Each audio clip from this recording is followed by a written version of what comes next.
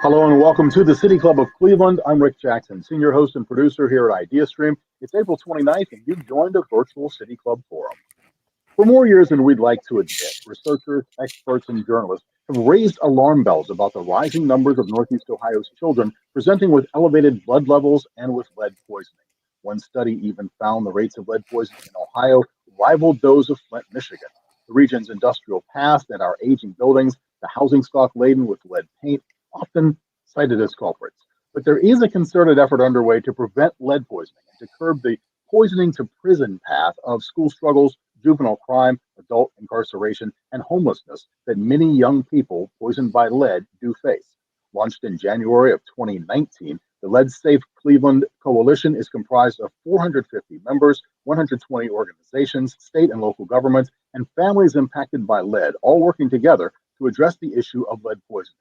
Today, we'll talk with 4 coalition members about the work that they've been doing to ensure no child is poisoned by lead, efforts including the passage of groundbreaking law to proactively require rental units be lead safe certified in the city of Cleveland.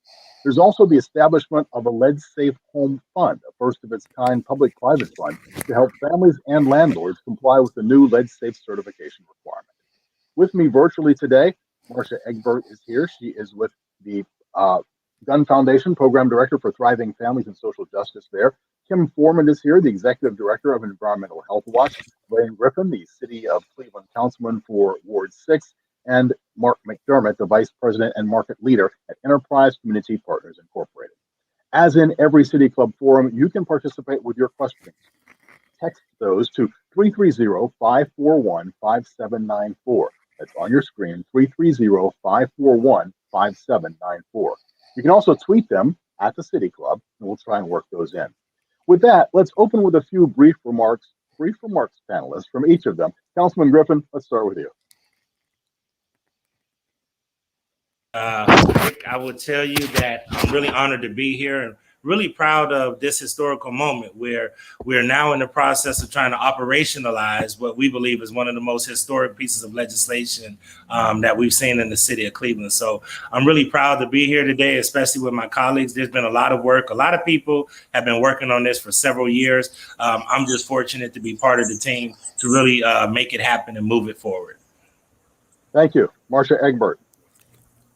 Well, good afternoon, everyone, and thank you so much for allowing me to be with you today. I have to say that, the world's got a lot of problems, but there aren't necessarily many times when you both have a very clear handle on the scale and scope of a problem and the scale and scope of a solution.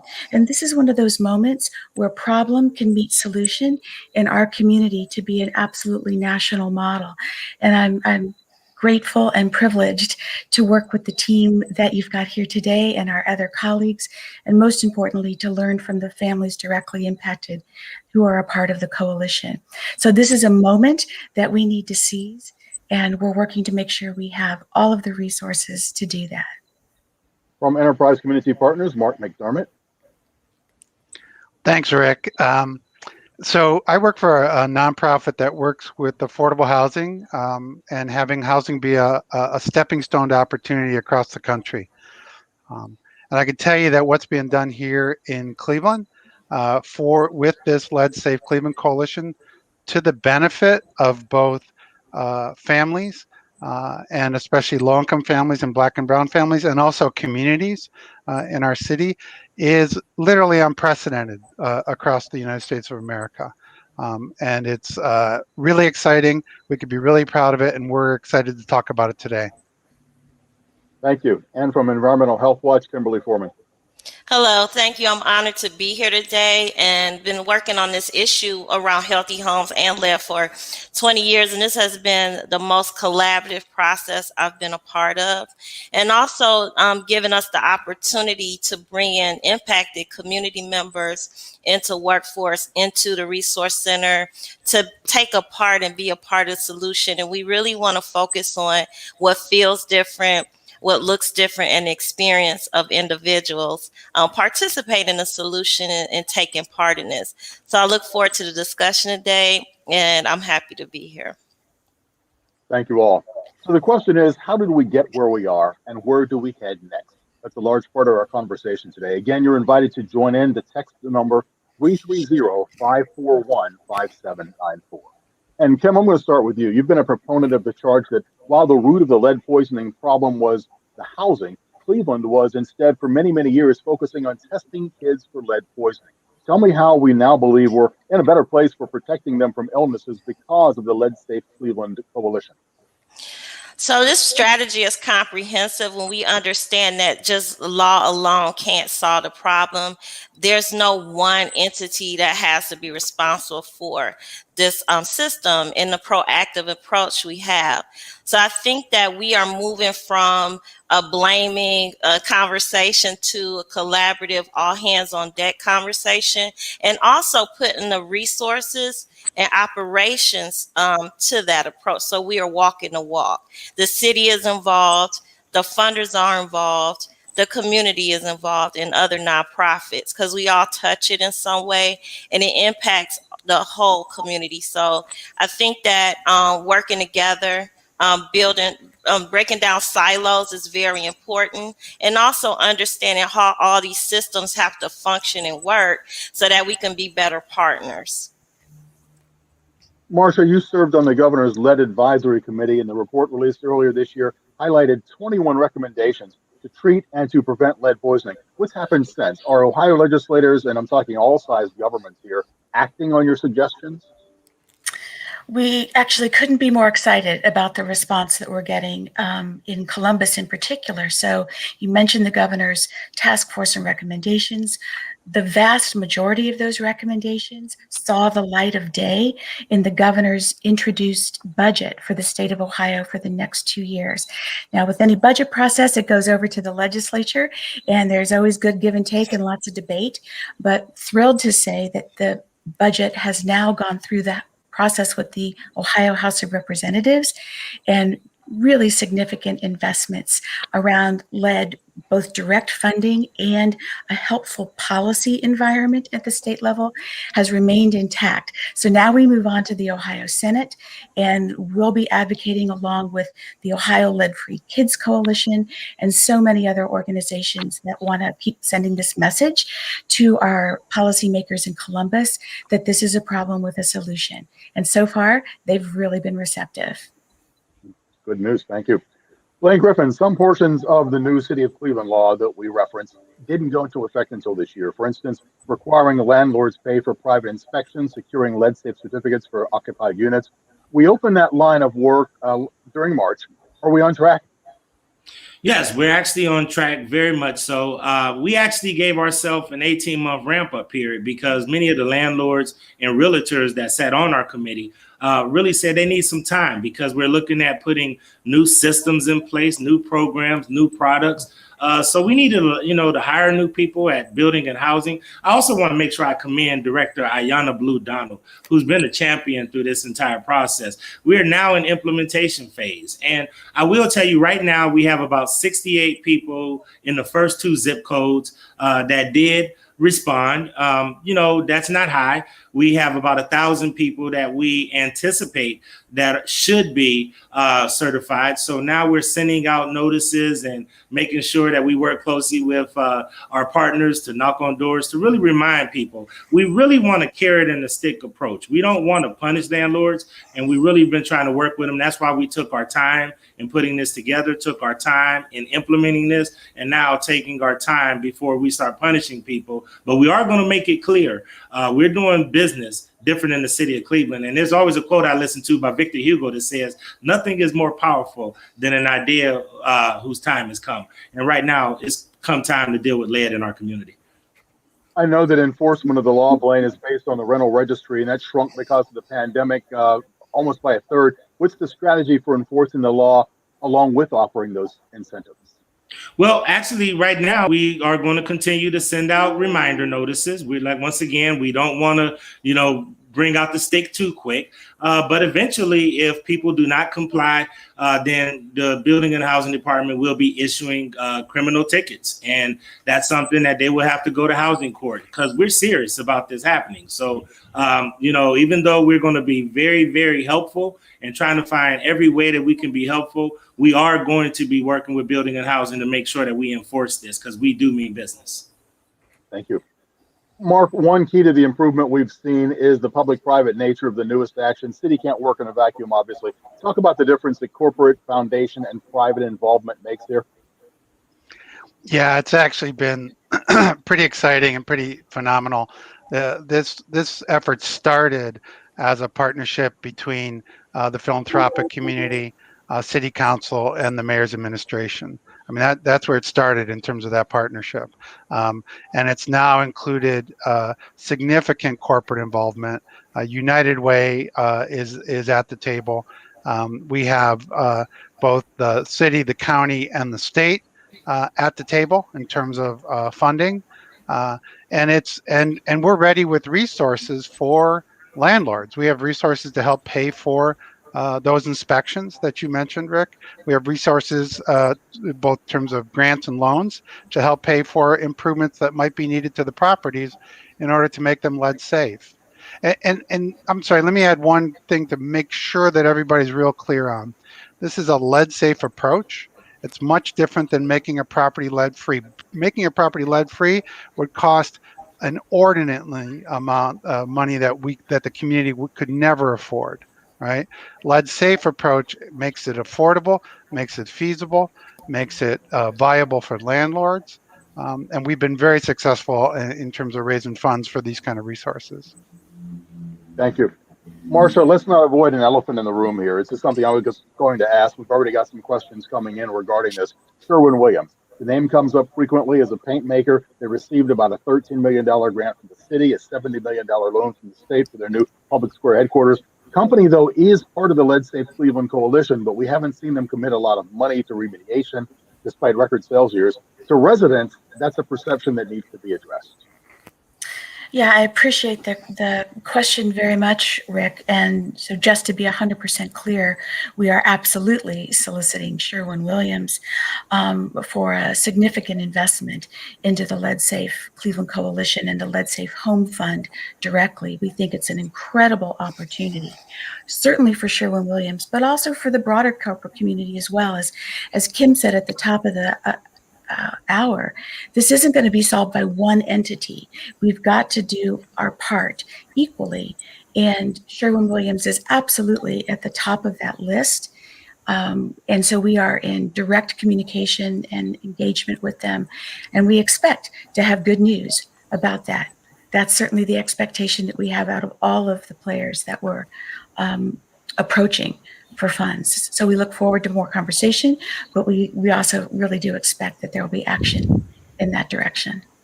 Is there a time frame? Well, fair question. I mean, the time frame, as the councilman said, we had the 18-month time frame. We've actually, we're raising funds at a pace that is tremendous. We have a 5-year budget for the Lead Safe Home Fund overall. And we are a little less than halfway to that budget, but we're trying to raise as much as we possibly can in the near term rather than the far term, so that we can really set up as robust a system as possible and know what resources we have to share with the community. Thank you. Mark, Ohio, excuse me, Ohio is ranked number 2 in the nation in the number of lead water lines still in use. With Illinois, we have half the nation's lead pipes. You're the housing guy on the panel for us. How and what need we do to remove proven dangerous delivery systems of our water into our aged housing stock? And where's the remediation cash for that to come from? Well, let's be clear about, I'm a Cleveland resident, right? I've been a Cleveland resident for 40 years, raised my kids here. Let's be clear about the quality of water that the city of Cleveland delivers, right, through the water department. And it is absolutely consistently across the board, always safe drinking water. The problem comes if a problem exists in terms of that connection between the street and the house. There's in fact money, and that's a connection that often is fine and sometimes is problematic. There's money in the infrastructure bill. Let's celebrate. out of President Biden's infrastructure bill that hopefully will get through Congress that will help us deal with that issue. Right now, we're focused on where we know lead poisoning is coming from for children, and that's from the results of lead paint, lead dust, lead in the soil, where we know we can treat it, and we can treat it economically at this point. And as we expand our kind of solutions here, we'll do that. But we're addressing what we know to be the problem right now in tens of thousands of homes across the city. Thank you. In 2019, more than 3,500 Ohio children had elevated blood levels, including more than 20 kids with EBLLs greater than 45 micrograms per deciliter. That's a level that requires immediate medical intervention. Tim Foreman, do you shudder every time that comes up? Because we know the numbers can only realistically be larger, not smaller. Yes, and we do have a committee focused on screening and testing.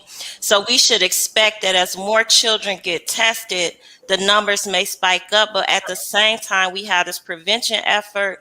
We've been promoting prevention. There's things that we can do that are feasible to prevent, even if you live in an older home. And so we really, really need to focus on prevention, making in the systems level work, right, that we're doing, right? We're not canary in a coal mine. We're not just looking at programmatic ideas and solutions. We're really focused on root cause and systems change so that every family has an opportunity to live in a healthy home and a lead safe home. So while we're doing this work, we expect that those EBL numbers will decrease. Just like they did in Rochester, we have models across the country that have been successfully implementing this type of approach. Rochester reduced their levels by 85%. So as we evaluate the approach and look at our numbers, we expect our numbers to go down, and we expect the homes to be increasingly healthier and safer for families. Thanks. Kim, I know you're familiar with the state's operating budget. It included $10 million over the biennium for the state children's health insurance program to fund lead assessments, lead remediation, advertise lead-safe housing for families. Talk to me about allocating resources. We still don't have near enough to do everything, of course, but we aren't destitute. How should we best spend the funds we do have on hand? I think everything we're doing is based on data, right? So we have a data-rich community that we can use to understand the best approaches, where to spend the dollars, where to target resources, right? And be very intentional about it. So as resources come in to address hazards, we can address them on different levels depending on the dollars and the money. So we could do more in some homes. Some of those dollars are allocated to replace windows, while the work we're doing is to focus on interim controls and those lead safe approaches so that we can function, we can continue to make the home safe. While we do have other resources, and at the resource center, we are committed to making sure people get to the correct resources, whatever it fits for them in their situation. So we want to make sure that we understand the universe of resources, but also know what we can directly impact and how we can serve people right now. Marsha, weigh in for me here. How do we best spend the money we have? Well, to build off of what Kim said, we are moving an entire system from an after the fact type of system to a prevention system. So, the existing system has used children as lead detectors. Nobody, can conceive of that being the best that we could do. And so, we're saying we can't wait for the testing and screening to rise up to 100% of children that we'd want to test and screen. Instead, we've got to move the entire universe to known lead-safe practices that we've outlined, and turn this into an operation where we prevent another child from being poisoned. We don't try and remediate after the fact, because it's a brutally painful fact that lead poisoning is not reversible. So it has to be lead prevention.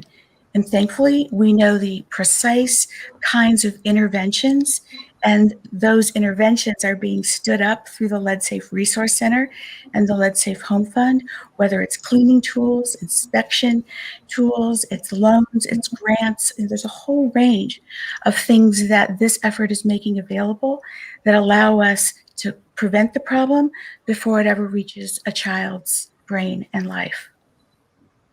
Blaine, do we know how much of that 10 million comes to the city of Cleveland yet? Well, I would tell you, first of all, the city of Cleveland put $5 million towards the actual resource fund. We also has leveraged other dollars to focus on targeted areas, like HUD has put forth about $10.9 million to focus at the Glenville neighborhood. So there's been other resources that have come in outside of the Lead Safe Fund that has really been able to help us mitigate the problem as well. So yes, we've been working closely on making sure that a lot of that $10 million and that money goes to the targeted areas that it needs to go to. But Rick, I want to make sure that you also understand that it's just two goals of this. One is to protect children, and then the other is to provide stable housing. So you mentioned some of our corporate partners. This is as much about housing stabilization in the city of Cleveland as it is anything else. Try to make sure that we have safe, affordable, healthy housing for children in the city of Cleveland. Mark, talk to me about allocation, implementation. What happens to the money once it is here and projects are targeted? What do you think is the best way to spend it? So our goal of, as Marcia mentioned, of 99 million over 5 years includes 40 million in grants for landlords and 40 million in loans for landlords. Those resources are open for business over at CHN Housing Partners, and so landlords can right now access the funding that they need, but that's what we've prioritized.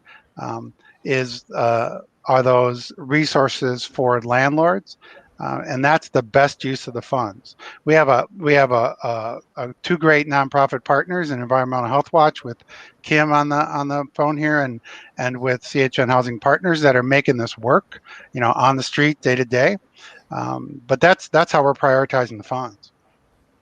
Okay. Tim Foreman, now that the Lead Safe Resource Center is up and running, how are the efforts going to train lead safe workers? Right. We prioritize workers, right? We prioritize the workforce, as well as providing these resources for landlords who want to do their own work. So we provide RRP, which is renovation, repair, and painting certifications. Anyone who works on a house built before 1978 is actually federally mandated that they have this certification. So those are free here. We also have an opportunity for people who have no experience to become clearance techs so they can clear the properties after.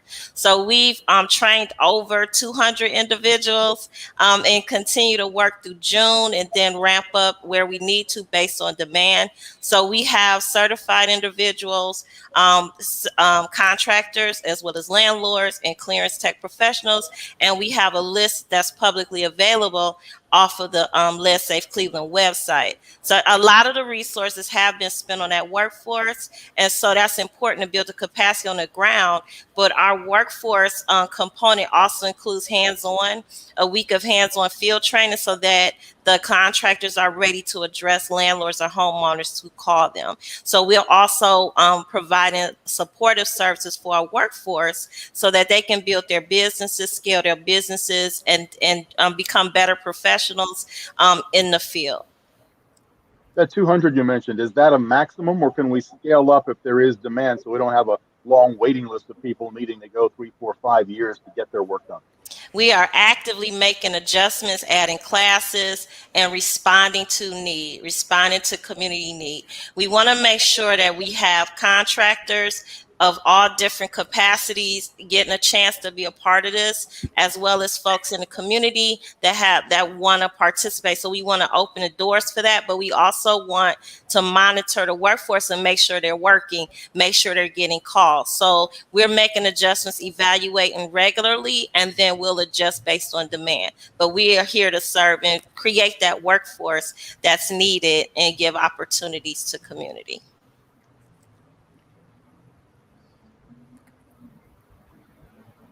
Specifically related to the pandemic, are they worried about having inspectors in their houses or the workers in their houses or work being completed timely because of what we're facing? No, we are operating. The classes are full and sold out. Folks are getting their certifications, getting the work done, whether they're hiring someone or doing it themselves. We also have a tenant landlord liaison to help the landlords and facilitate this process, as well as answer any concerns of the contractor. So we haven't had that problem. They're actively out there getting calls and they're getting work done. Okay. Mark McDermott, what do you hear from landlords? It's great. We have we've had landlords involved in this process since the beginning. I'll say three things, Rick. One is that in the development of the legislation, and I'll give Councilman Griffin a good amount of credit when he was the chair of the HHS committee. That was an incredibly inclusive process to help come up with the recommendations for that legislation. I've never seen anything like it with City Council, to be honest. The coalition helped develop the recommendations, which essentially formed the legislation. And landlords were very involved in that process in helping develop the legislation. Secondly, we have landlords involved in the key committees that are actually overseeing the implementation of the program, right? And not just a committee where you sit and you sort of talk a lot and nothing happens, but the Lead Safe Action Board, which is set up by the legislation to oversee the program, to monitor how it's going, to report back to the community and to City Council and the mayor once a year, has 2 landlords on it, if I remember correctly. And so it's built into the system. And thirdly, Rick, we are through CHN Housing Partners and through Environmental Health Watch are doing outreach to landlords on a regular basis. Look, be real, it's not easy, right? Some landlords will handle this just fine, right? For some landlords, this is going to be a challenge, right? We realize that, and especially for lower income mom and pop landlords, it could well be a challenge. That's why we've set up these resources that we've set up, that Kim has talked about, and the financial resources that I've referenced that are over at CHN Housing Partners. We knew from the beginning that we needed resources to support landlords, and they're there, right? And we're pretty confident that any landlord who needs resources to make their property lead safe, those resources are there, they're equitable, they're available, easy to use, and will help them make a difference. Councilman, go ahead and jump in here. Well, I mean, as Mark said, and I'll pay him for the compliment later, I'm just the guy that learned how to sit next to the smart kids in class, So as I said earlier, a lot of people have been in the trenches and working on this for a long time. I just felt it was my job to really try to provide the leadership and pull all of the different folks together. I reached out to Sherwin-Williams and said, hey, would you guys be a part of this? I reached out to others that really want to be a part of it. Even people who folks wanted to try to make it seem like it was antagonistic because other organizations were trying to do petition drives and other things. I wanted them included in the process. But I will tell you that it's an inflection point for our community. And for those of us that practice leadership and equity, I just tell people, just like with Sharon Dolas Parks always says, that when you practice leadership for equity, you must confront, disappoint, dismantle, and at the same time, energize, inspire, and empower. And that's what we're trying to do with this coalition. We're not trying to be punitive, but we are trying to confront an issue, but at the same time, inspire and really show our support for the landlords and show our support for the community so that we could have a bright future for our children.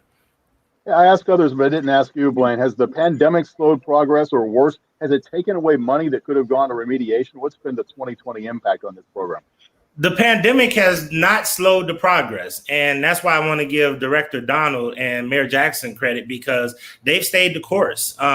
Ironically, we were more concerned because there were more chances for children to get exposed to lead exposure because they're not going to school now. So therefore, they're spending more time at home, which means that they can have the potential to be exposed to lead more. So we moved forward. The pandemic did not slow anybody down. There were some conversations and some thoughts that should we possibly postpone this, but we made a conscious decision in council and in the mayor's office to keep moving it forward because of what Mark mentioned, the actual clause in the legislation that gives us a year to review to see if we have any unintended consequences.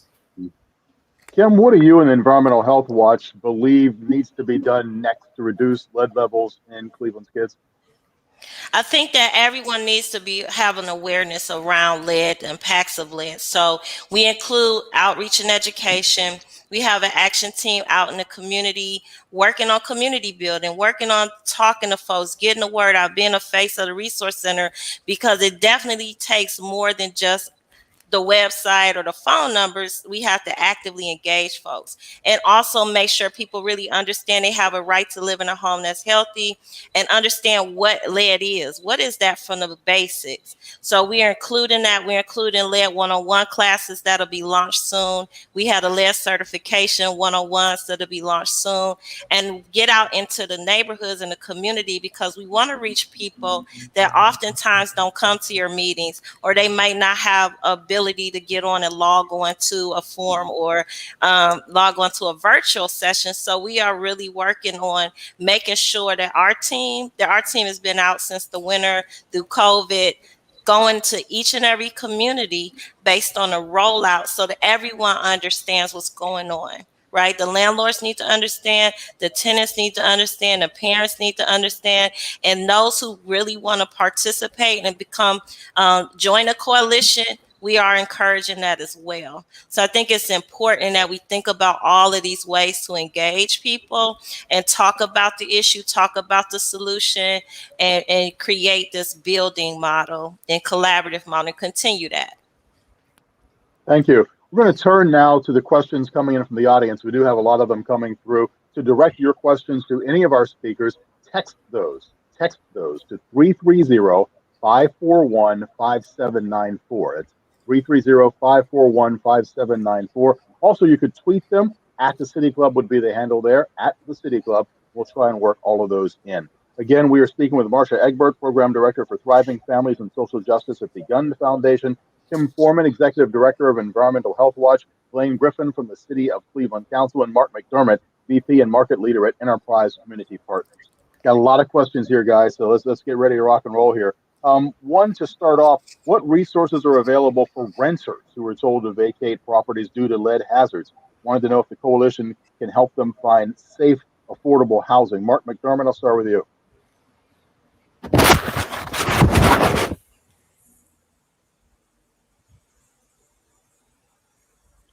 Mark, did you hear the question? Yeah, I did. Sorry, Rick. I didn't hear you call my name, so I'm here. Okay. I'm ready. Yeah. Thanks. So we have a group, and again, it's a group that's making things happen, called the Lead Safe Action Board. And this group is actually met this morning, is coming up with solutions for renters who may be displaced.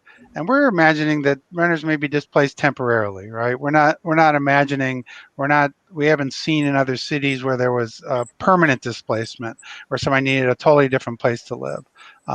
So we've got some kind of solutions in the pipeline. We're relying heavily, especially on what we've learned through the Office of Homeless Services for the city and the county, and some of the nonprofits that in fact help rapidly rehouse folks into other units. And so we're not ready to announce that yet, but I think I would say in the next 3 months, we'll be ready to say, hey, here are the resources. Here's where people might be able to, or will be able to stay if they need to. And here's the solution to that problem. So keep an eye out for that. Thanks. Okay, we will do that. Thank you. Councilman, I'll give you this next one.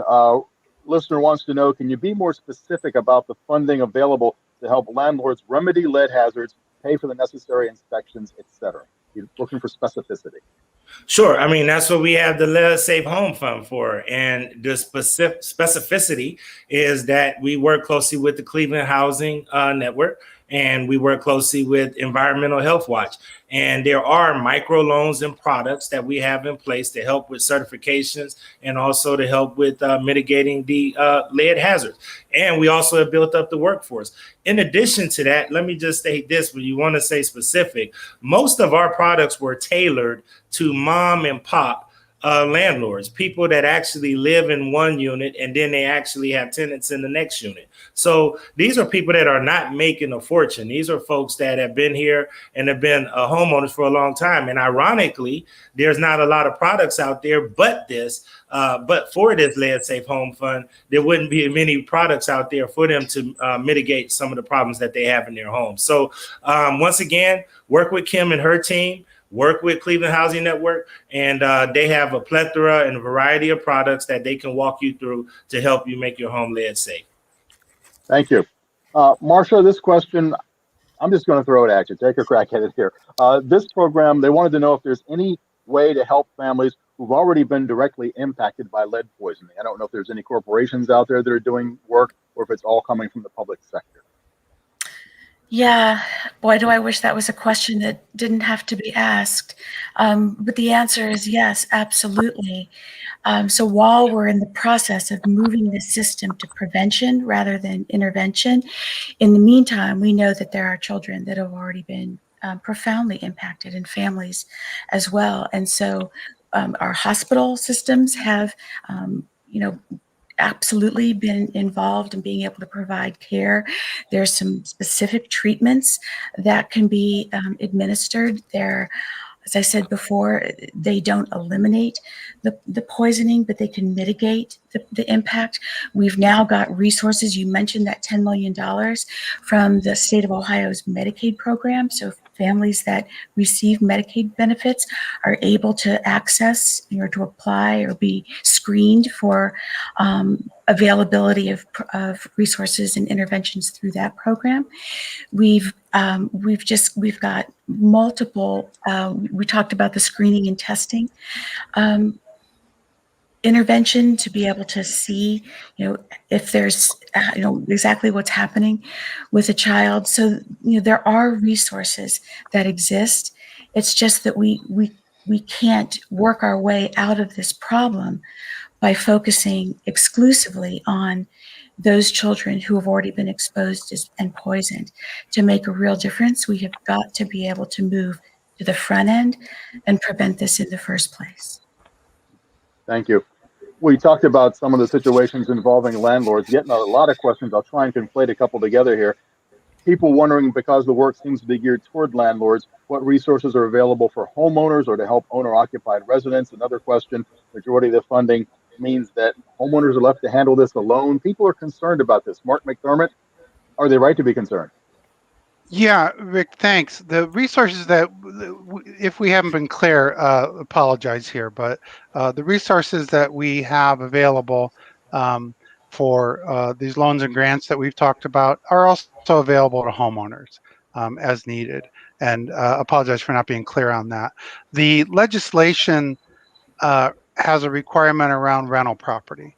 And the reason that rental property is targeted is because that's where we know the high majority of incidences of lead poisoning come from. So that's the legislation. But in terms of the money that we have available, in terms of the resources from Environmental Health Watch over at the Resource Center that Kim's talked about, absolutely available for homeowners. And they should feel free to call into the number, to get on the website, and to look at how to access those resources. Thanks. Thanks. We've handled two of them. We've handled those who own a lot of property and those who may just have one or two. The third group, of course, is tenants. Question, can the panel comment on the importance of tenants getting legal help and the importance of the rent escrow process when faced with poor housing conditions, including lead paint? Kimberly, let me start with you.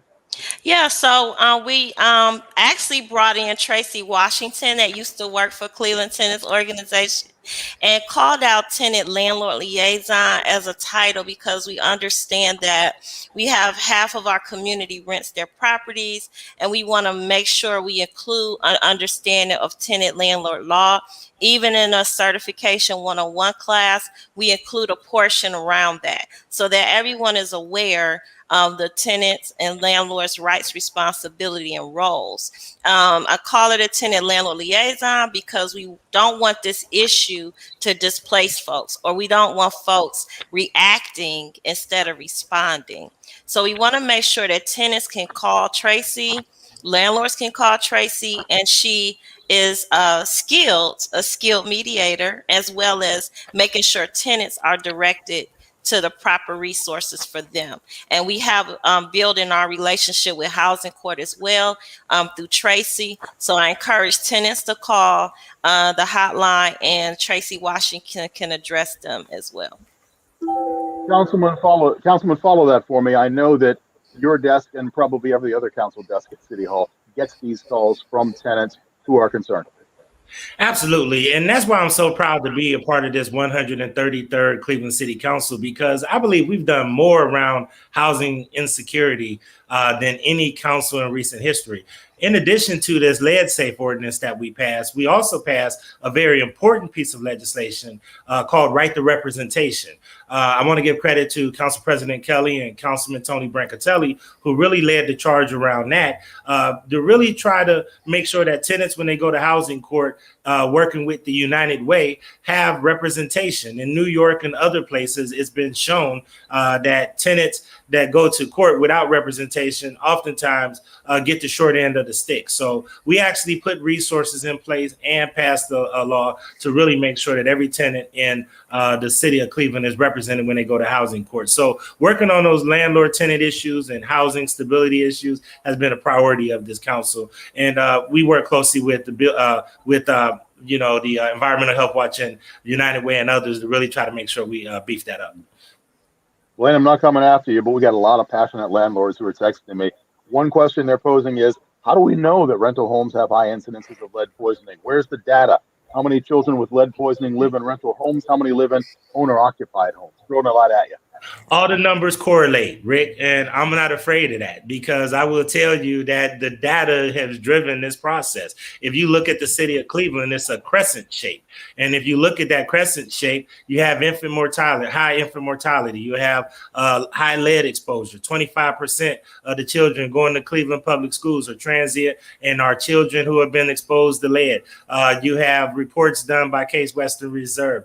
You have so much data that backs this up. Crime, violent crime, all is a crescent shape that ironically are in areas that have been redlined, or areas that are predominantly on the east side and near west side, and are areas that have a large amount of rental properties. The data shows what we're doing is the right thing. And the data also shows that we can fix this public health crisis with a housing solution. So I really, appreciate the passion for the landlords, because they have a unique position and they really, have an obligation. So just like we do with restaurants, where restaurants have to make sure that their quality of service is up to par so that they don't poison people, so that they don't hurt people or harm people. The same thing we need to think about with our housing stock. And we know that an inordinate amount of housing in the city of Cleveland is rental housing and not a lot of home ownership. So we focused on where the problem is, and we did what we needed to do to make sure we protected our children and stabilize our housing stock.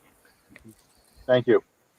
Marcia Egbert, we mentioned that you serve not only here, but you serve with the governor's panel as well. A question comes in wanting to know what success for the legislative Cleveland committee looks like. How long will it take to know that we've been successful?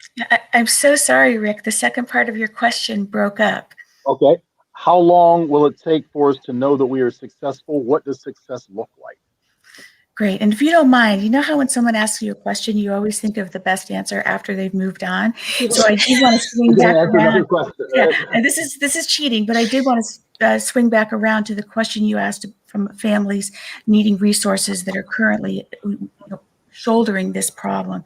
And I forgot an important one, and that is the state of Ohio and the county government here, Cuyahoga County, work together through a program called Help Me Grow. And that is an early intervention system. And what that means is that it helps provide services to children who are suffering from a range of physical or developmental challenges, including lead. And there was a very substantial amount of additional money made available in the state budget before that we want to keep in this version of the budget that's being debated in Columbus, to also maintain and continue to grow those early intervention services. So any family in this community could call 1-800-755-GROW, and the team of early intervention specialists will be at the other end of the line to help folks get children the services that their child needs. So what will success look like? Well, Kim talked about how, when we looked around the country, we saw in sort of a neighboring community, a kind of Cleveland-like community in Rochester, New York, that had put together a set of interventions that reduced the level of lead poisoning by 85% over 10 years. So first of all, you need a goal. So we have a goal here, a similar goal here in Cleveland, to reduce the amount of lead poisoning in our community by that amount over 10 years. So you can't know where you're going unless you know what the goal is, and we've got that. And then we obviously create interim steps along the way. So Councilman talked about, we have a ramp up period. We knew we'd be successful if we had 2 anchor partners over the Lead Safe Resource Center and the Lead Safe Home Fund in place when the law kicked in, March of 2021, and we do. So that was a first big benchmark. We knew that there would be a sign of success if we could generate resources to help landlords do the right thing. As the councilman said, people want to do the right thing. They just sometimes need help to do it, to know what the problem is and to know how to fix it. And then when you know how to fix it, how are you going to pay for it? So we needed to set up both of these avenues to provide support on the front end. How do I pay for even finding out what's the problem? How do I then pay to fix the problem? We needed those resources. So those are kinds of interim benchmarks that we're setting along the way toward our goal of a reduction of 85 to 90% over 10 years. Kimberly, I know you would tell me that we count success when the number is 0 and we have to disband this panel. But until then, what's success look like? For me, we are successful when people understand what it takes to make the homeland safe, right? And we communicate that, and people understand the message and then can comply. Compliance, customer service is how we're stepping forward, and we want people to feel comfortable coming to us, right? Don't be afraid. Don't be scared. We're here to help you and serve you, and that's the message. So we want to make sure that we understand landlords are impacted as well as families, and we're here to help you, right? And so when people really start to understand it and believe in that, and believe that we can accomplish this goal, that's how we'll become successful. So we want to encourage folks to call and be a part, participate, and let us help you. Let us help you comply. Mark, and I'll start with you, but I want others to weigh in as well. We had a question wanting you to address the fact that these testing requirements, they think, will raise tenant rent. And that's a big concern of people who are already on the edge. Yeah, so we've been very sensitive to that, both in terms of that issue and that possibility, both in terms of the way the legislation was adopted, and also in terms of the kind of resources that we're able to offer. I would say bottom line is that for this first time around, right, for this first 2-year cycle, when landlords are required to make, if you're pre-1978, make your units lead safe, if you need resources, either grants or loans are available to you through CHN Housing Partners, whom we've set up to the capacity to do this and funded to do this, right? Those resources will not, should not, and we don't expect will result in any significant rent increases because of compliance with the law. The important thing, though, is that in following up to that, is that landlords have an obligation to keep their properties safe, right? And that's always been the case in one form or another, right? In this case, landlords have an obligation to keep their properties safe from children being lead poisoned. And if you use the resources that Kim and her team at Environmental Health Watch can educate you and teach you in terms of how to, make improvements, but then how to keep your properties clean in a way that's lead safe, that is huge, and it costs next to nothing. So it's like, once you get your property lead safe, how to keep it lead safe over the next 10 years costs next to nothing. And it's a matter of just landlords learning how to do it. Just like business people have learned how to, comply with government regulations, for centuries. This is really what's going on and why we've made sure the resources are there. Lastly, this possibility of rent increases that result in people being displaced will be tracked very closely by our friends at the Poverty Center Case Western, who are tracking all this data, and will be reported out annually, so that if Councilman Griffin and I believe it's Councilman McCormick, who's now chair of that committee, if I'm remembering correctly, Councilman. Yes. So if they need to look at adjustments to the legislation in order to deal with unintended consequences, they'll get that data once a year and can make those adjustments if that's what's needed. So we think we've built in a lot of safeguards there. That's where I was going to go, Councilman Griffin. Is there something we can do legislatively to protect people so those costs aren't just passed along?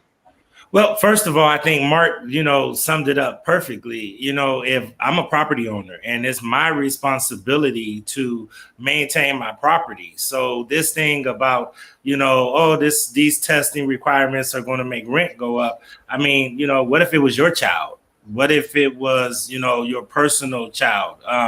You're going to, because I have to put a little bit extra work into my house in order to make my house lead safe for my own personal child.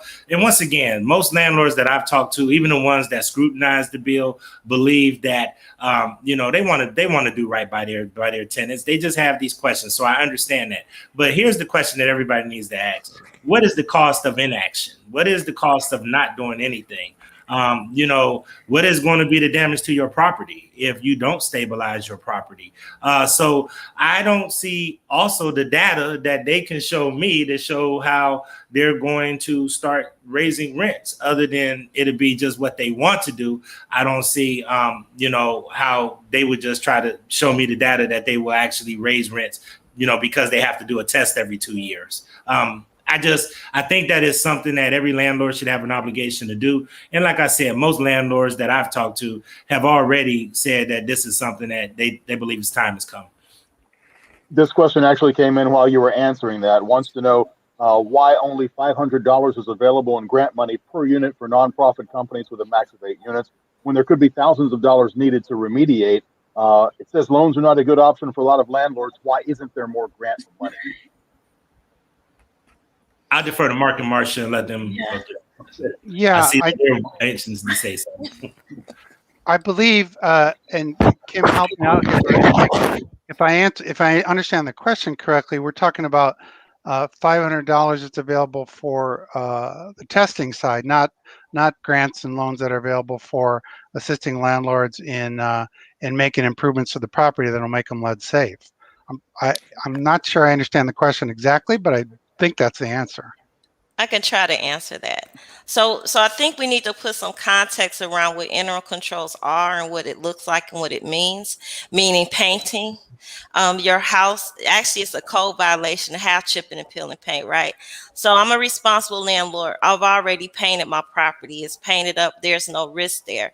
There's no exposed soil. I've covered it with wood chips, right? So what we're doing is incentivizing landlords, especially those do-it-yourselfers, or you've already complied. Once you show us at the Resource Center the certification, we can give you up to $1,500. That means that 3 of your units can get a reimbursement. If you already spent the money, you've already complied, we'll give you that. You could have spent less than $500, but you'll still get that $500 reimbursement, right? If you don't want loans and grants, let's walk you through what interim controls are so you have a clear understanding what that is and what it looks like. Because I think some of the issue or the myth around what it takes to make a home lead safe is not clear. And so we always talk about abatement, and that's part of the issue, versus what are interim controls, what makes a home lead safe and environmental clean does not cost $1,000 to clean a property. If you want to do it yourself, come here and get the proper training, which was already in place before this law. We're offering that for free. And so you can learn what it takes, right, to create a lead safe property for yourself. So then if you do hire a contractor, you understand. So let's talk about feasible approaches. Let's talk about real cost and what it really takes, right? And start to shift that narrative around the true cost. But we know that you might have to spend a little extra money, but you should technically have your property already painted up and safe for families to live in. Thank you. Marcia, I think it was you who addressed prevention earlier. A question comes in: addressing prevention of lead poisoning is key to keeping children healthy and thriving. Please comment whether any funding is earmarked for providing education to pregnant and new families about the risk of lead poisoning and how to prevent that. Yeah. Well, first of all, the Resource Center, we've talked a lot about the workforce component of it, the services that are there to help landlords and tenants understand what lead-free versus lead-safe practices are. But there's also just a tremendous community education resource through that center. And so, if it's a woman who's pregnant, if it's a family that needs to understand or wants information about how I could keep myself safe during a pregnancy, how I can make sure my baby is born safe, there's resources there at the center around community education. So we really want folks to call that hotline, call the Resource Center, and avail themselves of the free community education that's available. The Resource Center team also goes out into the community all the time. So if there's a place, we're starting to emerge a little bit. If there are events, we can certainly have folks go out to communities, neighborhoods, gatherings, et cetera, and share that information.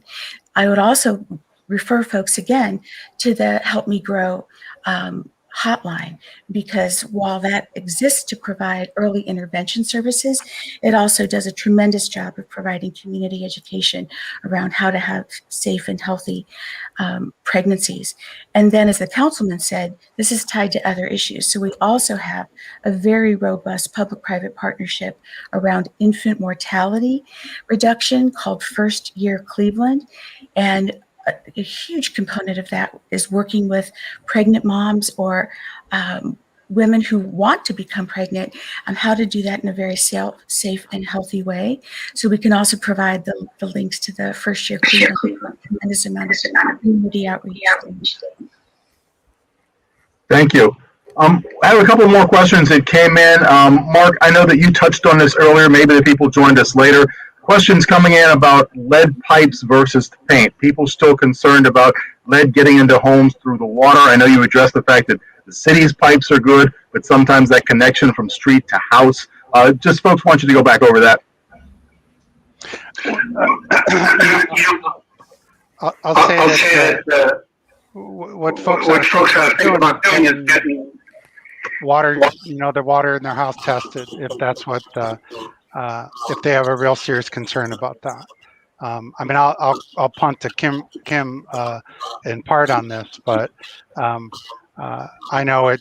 We had grandkids and hanging out in my house all the time. I know I don't look old enough to be a grandfather, but it's true. And we did a very cheap send away your water, get it tested, and know whether you got a problem or not. So that's the one thing I'll add. Kimberly?